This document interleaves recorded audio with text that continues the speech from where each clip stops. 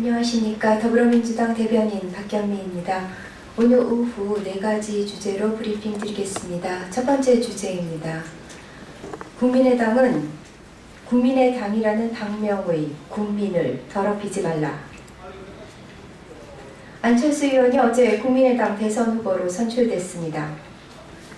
박지원 국민의당 대표는 새로운 도전과 혁신으로 안철수와 함께 국민으로 가자며 안 후보를 치켜세웠고, 안 후보는 정당 사상 처음인 완전 국민 경선제를 대박으로 이끌어준 지도부에 감사하다며 화답했습니다. 그러나 대박을 터뜨렸다던 국민의당의 완전 국민 경선은 현재 차떼기 동원 선거로 고발되어 있습니다. 도박이 대박됐다더니 실상은 조직 동원 선거요. 대박은 환상이고 불법 도박이 진실이었던 셈입니다. 그럼에도 불구하고 국민의당에서는 이렇다 할 입장 표명이 없습니다. 오늘도 박지원 대표는 만약 우리가 개입된 게 있다면 출당 조치든 당 대표로서 할 수 있는 모든 것을 하겠다고 말했지만 진상조사가 이루어지고 있는지 여부에는 침묵했습니다. 박지원 대표가 모를 리 없습니다. 이미 누가 구속되었고 그 관계자가 어느 후보의 사람인지도 보고받았을 것입니다.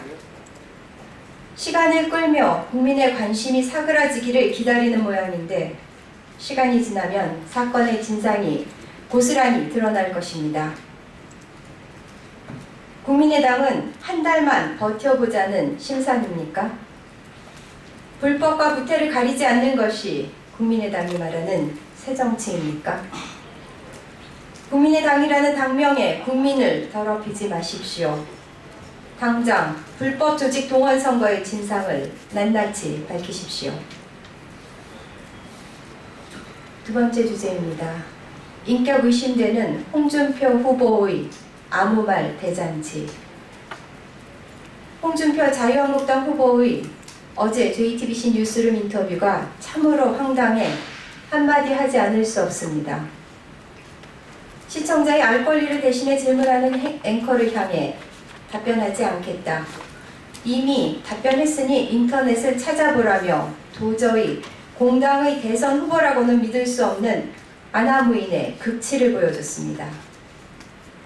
특히 재판 중인 홍 후보를 바른정당 유승민 후보가 무자격자라고 한 것에 대해 손 박사도 재판 중이지 않느냐, 내가 거꾸로 물으면 어떻게 이야기할 것이냐며 받아쳤습니다.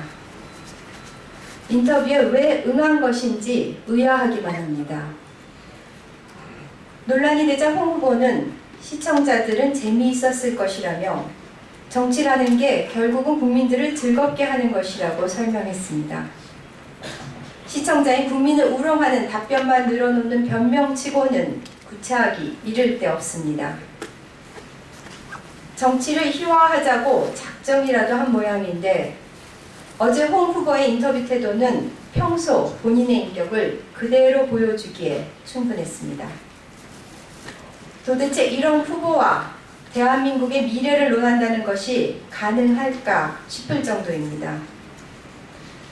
언론에 대한 태도는 곧 국민에 대한 태도입니다. 홍준표 후보는 헌정사상 유례없는 대통령 탄핵으로 인해 조기에 치러지는 대통령 선거를 개그 콘서트 경연장쯤으로 여기고 있습니다.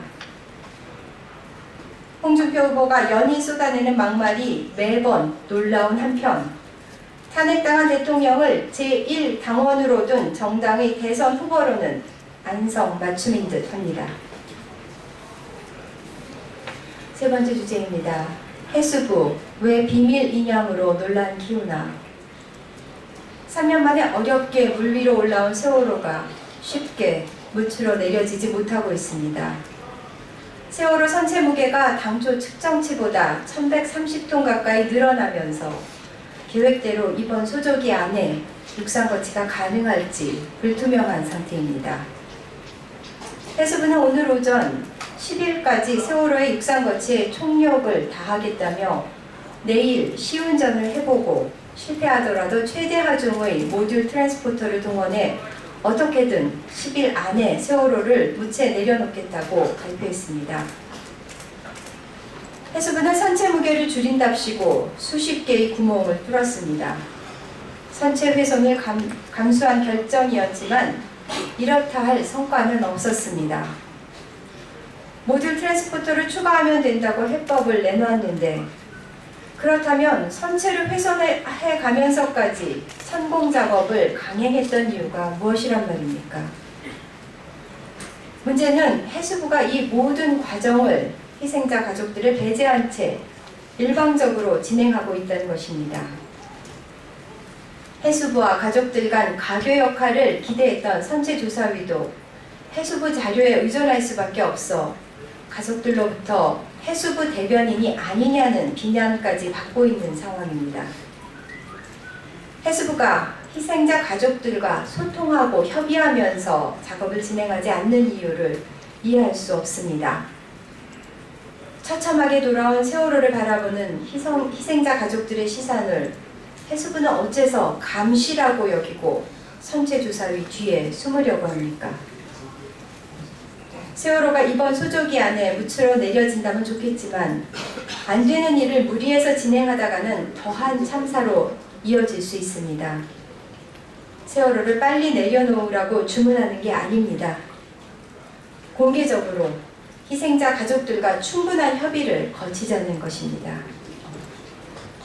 네 번째 주제는 공시족들의 기회비용이 무려 17조 원에 달한다는 그런 뉴스에 대한 논평인데 서면으로 돌리겠습니다. 이상입니다. 감사합니다.